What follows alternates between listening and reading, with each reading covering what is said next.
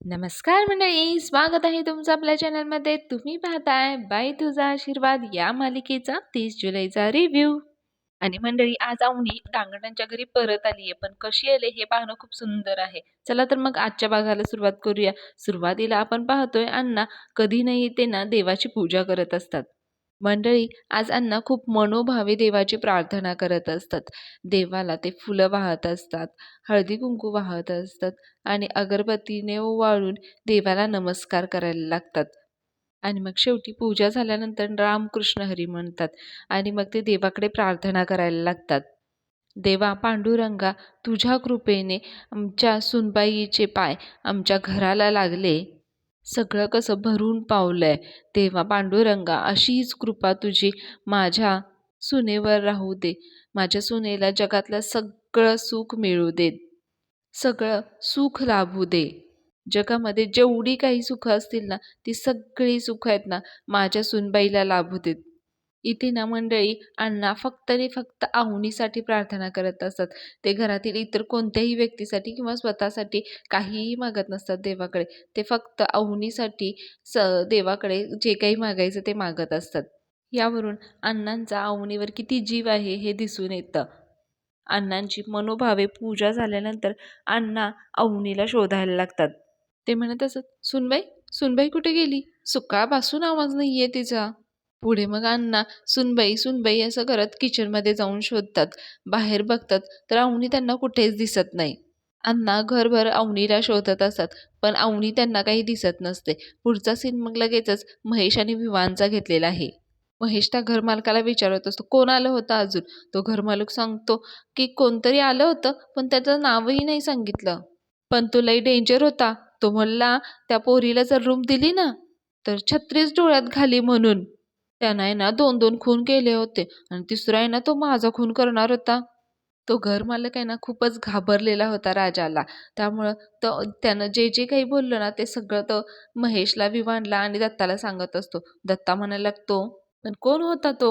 मग तो घरमालक सांगायला लागतो, हां, पण तो म्हणत होता की तो तिचा नवरा आहे म्हणून. दत्ता मग पुढे म्हणायला लागतो, हां, हां, तो राजाच होता. मला 100% गॅरंटी आहे. राजानं तिला जबरदस्ती घेऊन गेलाय तिथून. तो घरपालक मध्येच म्हणायला लागतो, नाही नाही, ती जबरदस्ती नाही केली, त्या स्वतःच गेलेत त्याच्याबरोबर. आता त्या घरमालकावरच ओरडायला लागतो आणि म्हणतो, ए घाऱ्या गप. आणि तो परत महेशला नाटक करून म्हणायला लागतो, तुम्हाला सांगतो ज्युनियर देशमाने, हो तुमची बहीण त्या घरात खूप कदरली होती हो. मी तुम्हाला त्याचे व्हिडिओ पाठवलेत, पण तुम्ही काही मला गिफ्ट दिलं नाही हो. अण्णाचं हे काही करण्यामागचा सगळा हेतू फक्त गिफ्ट मिळण्या इतपतच असतो. त्यामुळे परत मग विवान म्हणायला लागतो, महेश हे काय बोलतोय हा? महेश म्हणतो, अरे त्याच्याकडे लक्ष नको रे देऊस तू. तर नाटक कंटिन्यू करत म्हणायला लागतो, अहो असं कसं लक्ष नको देऊस? अहो तुम्हाला मी वेळोवेळी व्हिडिओ पाठवलेत ना, आणि हातच्या व्हिडिओला आरसा कशाला? आणि आत्ता पण दाखवू शकतो मी व्हिडिओ, हे बघा. पुढे विवान महेशला म्हणायला लागतो, हे बघ ए महेश, तिकडे माझ्या अवनीला खूप त्रास होतोय हा. मध्ये मध्ये अवनीचा दिंडीतला सीन घेतलेला आहे. पुढे विवान म्हणायला लागतो, इकडे आहे ना तुम्ही हातावर हात धरून बसलाय, तुला जर जमत नसेल ना तर मला सांग, मी आत्ताच्या आत्ता जाऊन घेऊन येतो. असं म्हणून विवान जात असतो. महेशला थांबवतो, म्हणतो, हे बघ विवान, बाबांच्या इज्जतीला धक्का लागेल असं काहीही करायचं नाहीये आपण, कळतंय का तुला? विवान म्हणतो, अरे पण मी काय सांगतोय? महेश त्याच्यावर ओरडतो आणि म्हणतो, विवान शांत बस, सांगितलेलं कळत नाही का तुला? महेश परत स्वतःला शांत करतो आणि विवानला म्हणतो, हे बघ विवान, सॉरी. अरे आपण काहीतरी मार्ग काढू शांत डोक्याने. अरे थांब ना तू जरा. महेश इकडे विवानला शांत करत असतो, पण दत्ता मात्र त्याला भडकवण्याचा प्रयत्न करत असतो. तो म्हणतो, काय शांत बसा? अरे ती पोरगी तिथं तळमळायला लागली. तो महेशला म्हणायला लागतो, ज्युनियर देशमाने तुम्ही चला, अहो हा बॉडी बिल्डर आहे. हो तिघजण मिळून आहे ना आपण त्या पोरीला घेऊन येऊ. आणि अहो तुमच्या बापाचं काय ऐकता हो तुम्ही? दत्ता महेशला त्याच्या बापाविरुद्धच भडकवायला जात असतो, पण महेश त्याचं कसलं ऐकतो. महेश ओरडतो त्याच्यावर आणि म्हणतो, ए काय रे, बाप कोणाचा काढतो तू? बाप काढतोस तू माझा? तो त्याच्या मागे त्याला मारायला पळत असतो. मग दत्ता घाबरून जिन्यावर चढायला जातो. महेशला खूपच राग आलेला असतो. तो म्हणतो, हे माझा बाप काढतोस तू? हे बघ ए दत्ता, माझ्या बाबांविषयी काही बोललास ना तर तुझे हातपाय तोडून टाकीन, कळलं का तुला? विवानमध्ये काहीच बोलत नाही. महेशचा राग पाहून तो फक्त पाहतच असतो. पुढे मग महेश विवानला म्हणतो, "चल विवान, जाऊया आपण." मग हे दोघे जायला लागतात. त्याच्या मागे-मागे दत्ता देखील यायला लागतो. महेश म्हणतो, "ए, कुठे चालला तू तोंड घेऊन? काम करायचा पत्ता नाही आणि गिफ्ट पाहिजे तुला? ये आता तू पायी-पायी चालत." असं म्हणून महेश आणि विवान निघून जातात तिथून. ते दोघे गेल्यानंतर दत्ता खाली येतो आणि म्हणतो, "गिफ्टही नाही आणि लिफ्टही नाही." घरमालक तर हे सगळं पाहून खूप थक्क झालेला असतो. तो खूप घाबरलेला असतो. तो म्हणायला लागतो, "अरे ही कोण पोरगी आहे ती? जिच्यामुळे ना हे सगळं घडून राहिलंय." आणि पुढचा सीन अवनीचा दिंडीतला घेतलेला आहे. अवनी दिंडीमध्ये चालत असते. खूप तल्लीन झालेली असते ती. पुढे दत्ता आता घरमालकाला म्हणायला लागतो, "ए घाऱ्या, हे सगळं आहे ना तुझ्यामुळे झालंय. अरे तुला एक पोरगी सांभाळता येत नाही का रे? धरून ठेवता येत नाही का तुला? अरे हल." दत्ता सगळा राग त्या घरमालकावरच काढायला लागतो व त्याला ओरडतो आणि मग तो तिथून निघून जातो. घरमालक मात्र खूपच घाबरलेला असतो. पुढचा सीन मग अण्णांचा घेतलेला आहे. अण्णा अवनीला घरामध्ये शोधून बाहेर दारात आलेले असतात शोधायला. म्हणत असत, "सुनबाई कुठे गेली? सकाळपासून दिसतच नाहीये आणि दाराबाहेर रांगोळी पण नाही काढली. सुनबाई, ओ सुनबाई, अरे दारासमोरून दिंडी जाणार आहे आज." अण्णांचा आवाज ऐकून यशा बाहेर येतो. यशा अण्णांना सांगायला लागतो, "अण्णा, त्या नाही येत घरी." अण्णा म्हणतात, "कुठे गेली?" यशा देखील आता खोटंच बोलतो मंडळी अण्णांसोबत. यशा म्हणतो, "त्या आणि राजा मैत्रिणीकडे गेलेत त्यांच्या." तो देखील अडखळतच बोलत असतो. अण्णा म्हणतात, "मैत्रीण कुठे राहती?" यशाला काय उत्तर द्यावं समजत नाही. यशा म्हणतो, "असतील इथं, इथंच कुठेतरी राहत असतील." अण्णा म्हणतात, "इथं म्हणजे कुठं राहते?" यशा म्हणतो, "मला नाही माहिती." अण्णा पुढे म्हणतात, "केव्हा येणार आहे? आता जर का माहित नाही म्हटलं असतं तर तुझं टक्कुरं फोडीन." यशा म्हणतो, "अहो अण्णा, राजा गेलाय ना त्यांच्यासोबत. तुम्ही नका ना काळजी करू." अण्णा म्हणतात, "अरे काळजी करायला काय माझी सूनबाई काय काचेची बाहुली वाटली काय? अरे ती माझी वाघीण आहे वाघीण. पण फक्त दिंडी यायच्या आत येईल ना ती? येईल ना ती लवकर घरी? आज नाही ना मी माझ्या सूनबाईला एक मोठा सरप्राईज देणार आहे." अण्णा पुढे म्हणतात, "अण्णा मी दारात भंबाट अशी रांगोळी काढून आहे ना माझ्या सूनबाईला आज सरप्राईज येणार आहे सरप्राईज." असं म्हणून लगेच अण्णा रांगोळी आणण्यासाठी आतमध्ये जातात देखील. यशाला मात्र खूप टेन्शन आलेलं असतं अण्णांच्या ह्या वागण्याचं. कारण आता अण्णांना खरं सांगायचं कसं? आणि सांगितल्यानंतर अण्णा कसे रिॲक्ट होतील हे याचा काही पत्ता लागत नसतो. आणि अण्णा पडदिशी रांगोळी घेऊन बाहेर येतात देखील. अण्णा रांगोळी काढायला लागतात. यशा म्हणतो, "अण्णा तुम्ही रांगोळी काढून राहिलाय?" आणि राजा देखील तिकडून येतो गाडीवरून. तो एकटाच आलेला असतो. राजा आत येतो की नाही इतक्यात अण्णा म्हणतात, "राजा व्यवस्थित सोडून आलास की नाही सुनबाईला?" ते पुढे विचारतात, "कुठं राहते कुठं त्याची मैत्रीण?" राजा म्हणतो यशाकडे बघून, "मैत्रीण?" राजाला कळतं की यशा खोटं बोललाय अण्णांशी. अण्णा म्हणतात, "अरे असा भंजाळ्यासारखा काय बोलतोयस? अरे येणार आहे कधी ती?" राजा आणि यशा दोघेही काही बोलत आहेत. मग अण्णा म्हणतात, "अरे मी काय विचारतोय?" यशा उत्तर द्यायला लागतो, "अहो अण्णा सांगितलं ना इथंच राहते कुठेतरी." आणि हे ना ते येतील, राजाला फोन करतील त्या, मग जाईल राजा आणायला. यशा थोडासा अडखळतच बोलत असतो. अण्णा म्हणतात, "ए तू तिची फोनची वाट बघू नको. तू फोन कर आणि जा तिच्याकडं घेऊन ये. आणि तिला घेऊन ये. काय होतं एकटं असं सोडायचं नाही. असं एकटं सोडलंस ते मला आवडलेलं नाही." अण्णा एकटेच बडबडत असतात. तेव्हा राजा आणि यशा निघून देखील गेलेले असतात. अण्णांचं लक्ष जातं तेव्हा हे दोघेही गेलेले असतात. अण्णा म्हणतात, "काय ऐकून पण घेत नाही, नीट काही सांगत पण नाही." राजा आत गेल्यानंतर यशानं म्हणायला लागतो, "आता कळलं असेल तुला मी खोटं का बोलतो ते." राजा पुढे म्हणतो, "तुला अण्णांना दुखवायचं नव्हतं म्हणून तू पण खोटंच बोलला. माझं पण आहे ना तेच असतं रे. लोकांच्या डोळ्यातली आशा मला मोडायची नसते. म्हणून खोटं बोलतो मी. आता बाय बॉर्न मी खोटारडा नाहीये. काहीतरी मजबुरी असते रे म्हणून खोटं बोलतो मी." यशा देखील म्हणायला लागतो, "बरोबर आहे तुझं. काहीतरी मजबुरी असतेच.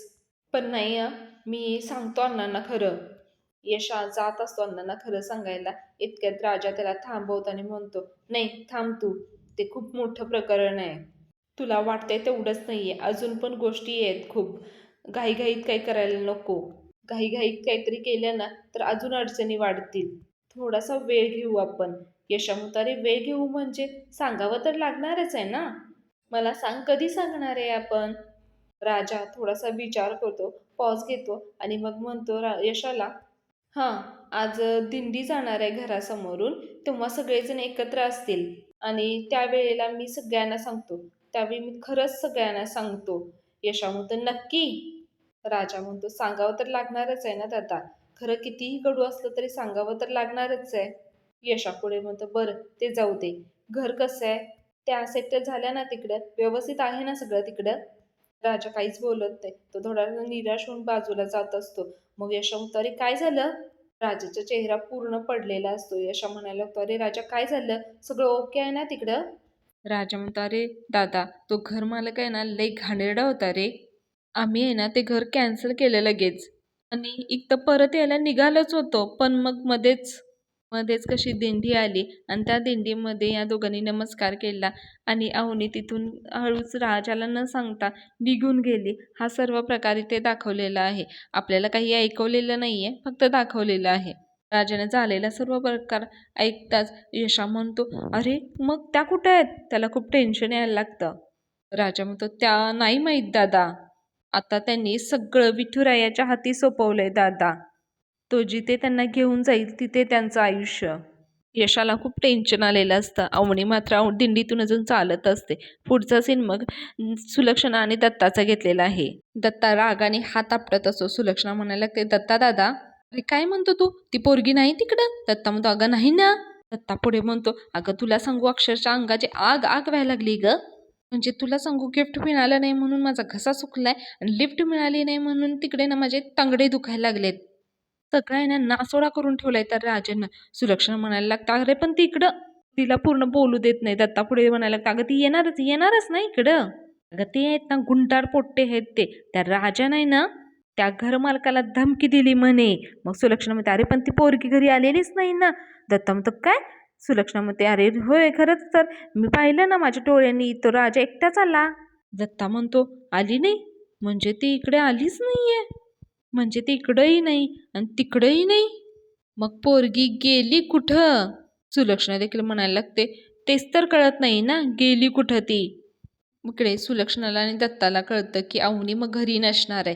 ती इथेही नाही आहे आणि तिथेही नाही आहे, म्हणजे ती कुठेतरी दुसरीकडेच गेलेली आहे. पुढे मग अवनीचा दिंडीतला एक सीन घेतलेला आहे. अवनी व सर्व वारकऱ्यांबरोबर चालत असते. इकडे यशा राजाला म्हणत असतो, "अरे राजा, असं कसं जाऊ दिलं रे तू त्यांना? उद्या त्यांचे घरचे आले तर काय सांगायचं? जगाला काय उत्तर द्यायचंय आपण?" राजा म्हणतो, "अरे दादा, मी काय मुद्दाम केलंय का? अरे मला माहित सुद्धा नव्हतं. त्या मागच्या मागं उतरून कधी गेलेत त्या." "पण दादा, आता ते आहेत ना वारकऱ्यांच्या दिंडीबरोबर आहेत. साक्षात विठुरायाच्या सानिध्यात आहेत त्या आणि त्यामुळे आहेत ना त्यांची काळजी नाहीये. कोटी कोटी भक्तांना मार्ग दाखवतो तो. मग यांना सुद्धा मार्ग दाखवेलच ना." राजा पुढे म्हणतो, "मी तुला काल बोललो होतो ना, माझं जर प्रेम खरं असेल ना तर त्या हे घर सोडून कुठेच जाणार नाहीयेत." पुढे म्हणतो राजा, "विठुराया सुद्धा माझी तीच परीक्षा घेऊन राहिलाय असं वाटतंय."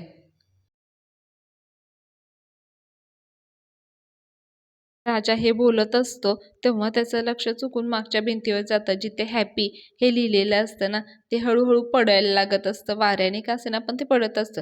राजा पटकन जाऊन ते सगळं एकत्र धरतो आणि ते पडू देत नाही खाली. राजाला अजूनच वाईट वाटायला लागतं. यशा देखील राजाकडे पाहत असतोय, काय चाललंय हे काही कळत नसतं. मग राजा म्हणायला लागतो, "हे घर देखील त्या गेल्यानंतर हॅपी नाही होऊन राहिलंय." राजा ते हॅपीचे लेटर्स हातात घेऊन परत विठ्ठलाला प्रार्थना करायला लागतो, "विठुराया, त्या कुठं असतील? कुठल्या मनस्थितीत असतील? आम्हाला काहीच माहिती नाहीये. पण तू सगळं जाणतोस. त्यांच्यावरची सगळी संकटं दूर कर. त्यांच्याबरोबर सावलीसारखा राहा. त्यांच्या डोळ्यात पुन्हा विश्वास दिसू दे. त्यांच्या पावलांना यश मिळू देत." यशा देखील द विठ्ठलाला हात जोडत असतो आणि मनोभावे प्रार्थना करत असतो. इकडे अवनी दिंडीतून चालत असते. तिला पुसटशीही कल्पना नसते की ही दिंडी आशीर्वाद घराच्या दारातून जाणार असते आणि तिची परत भेट दांगटांसोबत होणार असते. दांगड परिवारातील सर्वजण तयार होऊन दिंडीची वाट पाहत असतात. धन्या अण्णांना म्हणतोच, "अण्णा चला, सगळी तयारी झालीये, आता कुठल्याही क्षणी दिंडी येतच असणार." तो राजाला म्हणतो, "राजादा, तू वहिनीला फोन लाव ना. कुठं आहेत त्या विचार बरं त्यांना." राजा म्हणतो, "अरे फोन करायची काही गरज नाही, त्यांच्या त्या येतील." सुलक्षणा, दत्ता आणि नम्मी देखील बाहेर आलेले असतात दिंडीची वाट पाहायला. अण्णा म्हणतात, येतील म्हणजे कशा काय येतील त्या? अण्णा पुढे म्हणतात, अरे एवढा मोठा घोडा झालायस, अक्कल एवढी त्या शेंगदाण्याच्या दाणे एवढी पण नाहीये. अरे नवीन आहे ती ह्या गावामध्ये, त्या कुठल्या मैत्रिणीकडे गेलीये. तिच्यापासून येताना वाहन नाही मिळालं, ती रस्ता चुकली तर मग? ते राजावर खूप चिडचिड करत असतात. ते म्हणतात, असं कसं सोडू शकतोस तू त्यांना एकटं? पाण्या देखील म्हणायला लागतो, नाहीतर काय, नाही त्या वेळेला फक्त वहिनींच्या मागं मागं करत असतो आणि अशा वेळेला वहिनींना एकटा सोडून आलास तू. मग धन्या म्हणायला लागतो, मी जाऊ का? मी घेऊन येऊ का वहिनींना? राजाला या सगळ्यांना काय उत्तर द्यायचं हे कळत नसतो. तो फक्त केविलवाणा चेहरा करून त्यांच्याकडे बघत असतो. मग यशाच पुढे येतो आणि म्हणतोय, ग बसा रे, राजाला असेल ना काळजी. अण्णा म्हणतात, कसली काळजी? बिनघोर सगळं विठ्ठलावर सोडून थांबलाय हा गडी इथं. यशा म्हणतो, ग बसा बरं तुम्ही सगळे, नका काही बोलू त्याला, काही त्रास देऊ नका तुम्ही त्याला. राजाचा चेहरा पूर्ण पडलेला असतो. अण्णा ओरडायला लागतात, का बोलू नका बरं? कामच त्यानं तसं केलंय, बोलायलाच पाहिजे. मग शेवटी यशा म्हणतो, ए राजा, तू सांग बरं सगळं त्यांना खरं. तू आहे ना सगळं सगळं खरं सांगून दे बरं त्यांच्याबद्दल. राजाला टेन्शन यायला लागतं. अण्णा म्हणतात, खरं काय म्हणजे? कुठं गेली रे, कुठे गेली वसुनबाई?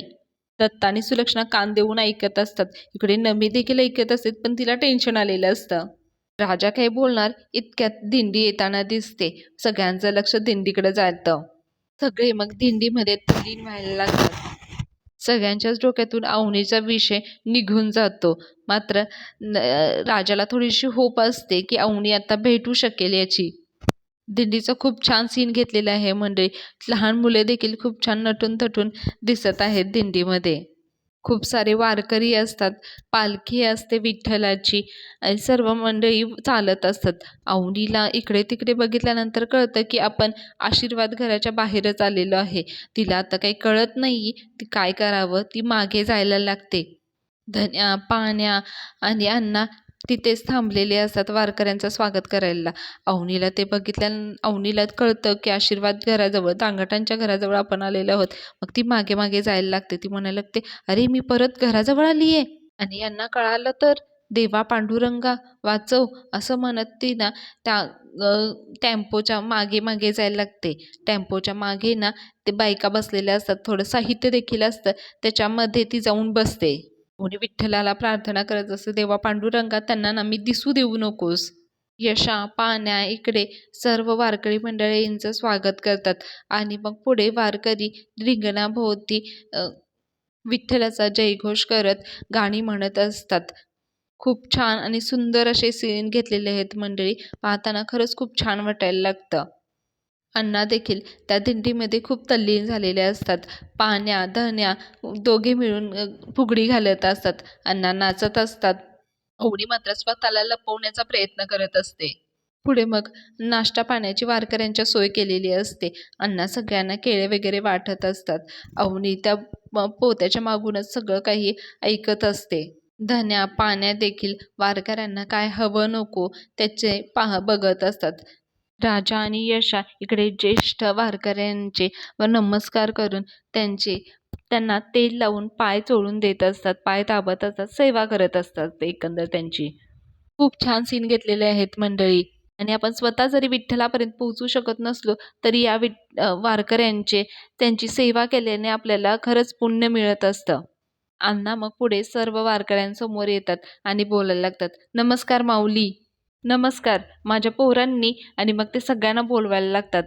यशा, धन्या, पाण्या हे तिघे येतात, पण राजा बाजूला असतो. मग अण्णा राजाला परत ओरडून बोलवतात, ए राजा इकडे ये. मग राजा देखील येतो. मग अण्णा पुढे म्हणायला लागतात, नमस्कार, मी इतकी वर्ष माऊलीची सेवा केली, पांडुरंगाची पूजा केली, पण त्याचं फळ आहे ना आम्हाला या वर्षी मिळालं. कैक वर्ष आमच्या घराला बाईचा आशीर्वाद लाभला नव्हता, पण मला तुम्हाला सांगायला अत्यंत आनंद होतोय, यावर्षी या माझ्या राजानं ना सूनबाई यावर्षी घरी आणली आणि आमच्या घराला ना बाईचा आशीर्वाद मिळाला. अण्णांच्या डोळ्यामध्ये खूप आनंद असतो, पण यशा आणि राजाच्या मात्र डोळ्यामध्ये खूप भीती आणि टेन्शन असतं. सगळे वारकरी देखील पांडुरंग पांडुरंग म्हणायला लागतात. अण्णा पुढे म्हणतात, आता ती नेमकी घरी नाहीये, नाहीतर तुमची सगळ्यांची भेट घालून दिली असती. पण माऊली, इथूनच मी तुमच्या सगळ्यांच्या पाया पडतो. म्हणजे तुमच्या पाया पडलं ना, तो माझा नमस्कार पांडुरंगापर्यंत पोहोचल. अण्णांबरोबर सगळेच नमस्कार करतात. मग अण्णा पुढे म्हणतात, त्याला म्हणावं आमच्या घरावर असाच आशीर्वाद असू दे आणि माझ्या पोरांवर देखील. अवनी हे सगळं त्या पोत्याच्या मागून आवडून सगळं काही ऐकत असते. मग सगळेजण म्हणायला लागतात, पांडुरंग हरी, श्री पुंडलिक हरी विठ्ठल, श्री ज्ञानदेव महाराज की जय, पंढरीनाथ भगवान की जय. सगळेजण कसे खुश होतात. मग हे सगळं झाल्यानंतर वारकरी निघायला लागतात. दिंडी पुढे जायला निघते तसे सर्व वारकरी देखील हळूहळू पुढे जायला निघतात. मग तो टेम्पोवाला देखील टेम्पो सुरू करत असतो, पण त्याचा टेम्पो सुरू होत नाही. काय झालं? मग तो म्हणतो गाडी सुरू होत नाहीये. मग अण्णा म्हणतात, ते पाण्या बघ काय झालं. मागे अवनीला देखील आवाज जात असतो. तिला कळतं की गाडी सुरू होत नाहीये. तिला परत टेन्शन यायला लागतं. अण्णा पाण्याला ओरडायला लागतात, अरे बघ ना, विचार त्याला काय झालंय. पाण्या त्या ड्रायव्हरला खाली उतरायला सांगतो आणि स्वतः ड्रायव्हर सीटवर जाऊन बसतो. तो गाडी सुरू करून बघत असतो. इकडे धन्या राजा विचारत असतो, तरी काय काय झालं पाण्या. पाण्या म्हणतो, अरे थांबा, मेकॅनिक मी आहे का तुम्ही आहे, थांबा बघतो तरी. पाण्या गाडी सुरू करून बघत असतो, पण गाडी काही सुरू होत नसते. तो म्हणायला लागतो, बॅटरीत काहीतरी प्रॉब्लेम आहे दिसतोय. मग त्या ड्रायव्हरला विचारतो पाण्या, माऊली बॅटरी बदलून किती वर्ष झाले? 4 वर्ष तर झाली असतील ना? तो ड्रायव्हर म्हणतो, हो. मग पाण्या म्हणतो, हां मग बदलून घ्या. अशी नाही सुरू होणार, धक्का मारायला लागेल. मागे अवनी खूप लपून बसायचा प्रयत्न करत असते. मग गाडीला धक्का मारण्यासाठी राजा आणि काही माणसं पुढे जातात. यशामध्ये असतो आणि धन्या आणि अण्णा पुढेच असतात. पाण्या ड्रायव्हर सीटवर असतो. टेम्पोच्या मागच्या बाजूला थोडंसं सामान असतं आणि काही बायका बसलेल्या असतात. ते दिंडीतलेच माणूस त्या बायकांना खाली उतरायला सांगत असतो. चला ताई उतरा, गाडी बंद पडलीये, उतरावं लागेल थोडंसं. गाडीला धक्का लावावा लागेल. मग त्या एका बाईकडे विठ्ठल रुक्मिणीची मूर्ती असते. ती राजा हातात घेऊन उतरत असतो त्या बाईला. तो जेव्हा त्या विठ्ठलाला नमस्कार करतो, त्याच्या समोरून मधूनच अवनी त्याला दिसते. खूप छान सुंदर असं सीन घेतलेलं आहे मंडळी. शेवटी अवनीची आणि राजाची भेट विठ्ठलामुळे घडून येते. अवनीला नाईलाज असतो, तिथून उतरावं लागत असतं. त्यामुळे अवनी हळूहळू तिथून उतरत असते. राजाला अवनी दिसल्यानंतर खूप खुश होतो. राजा मग त्याच्या हातातील विठ्ठल रुक्माईची मूर्ती दुसऱ्या व्यक्तीच्या हातात देत असतो आणि अवनीला खाली उतरत असतो. इथे ना ते विठ्ठलाचं गाणं प्ले केलेलं आहे.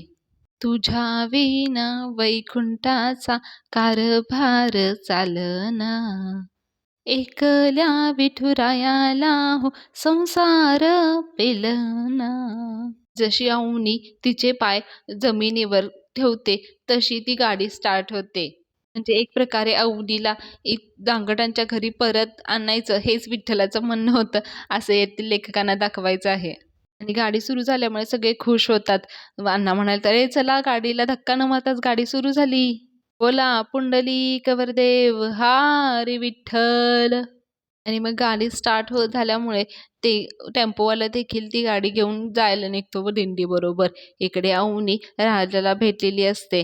टेम्पो गेल्यानंतर अण्णांचं, यशाचं, धन्याचं, पाण्याचं अवनीकडे लक्ष जातं. अण्णा म्हणतात, अरे सुनबाई. धन्या देखील म्हणतो, हो वहिनी. दिंडीतला माणूस म्हणतो, या तुमच्याच वहिनी, या तर आमच्याबरोबर वारीतून दिंडीतून होत्या आणि नंतर त्या टेम्पोमधून आल्या. सगळेजण आश्चर्याकडनं अवनीकडे बघायला लागतात. कोणाला काही कळत नाही. अवनी तर मैत्रिणीकडे गेली असं सगळ्यांना वाटत असतं ना, पण अवनी दिंडीतून गेलेली असते हे माहीत नसलं. आणि इथेच हा आजचा एपिसोड संपवलेला आहे. म्हणजे पुढील भागामध्ये आपण पाहतोय अवनी आणि राजा एकत्र मिळून विठ्ठल रुक्मिणीच्या मूर्तीची पूजा करत असतात.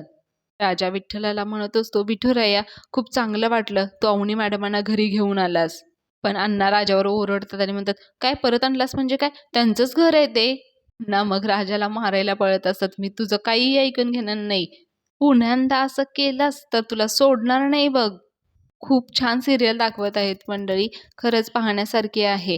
तुम्ही टीव्हीवर नक्की पहा. आणि तुम्हाला जर आपले रिव्ह्यू आवडत असतील तर प्लीज आपल्या चॅनलला लाईक करा, शेअर करा, सबस्क्राईब करा. म्हणजेच असे छान छान रिव्ह्यू तुमच्यापर्यंत देण्याचा मी प्रयत्न करेन. चला तर मग उद्या भेटूया असाच छान छान रिव्ह्यूसह. चला बाय.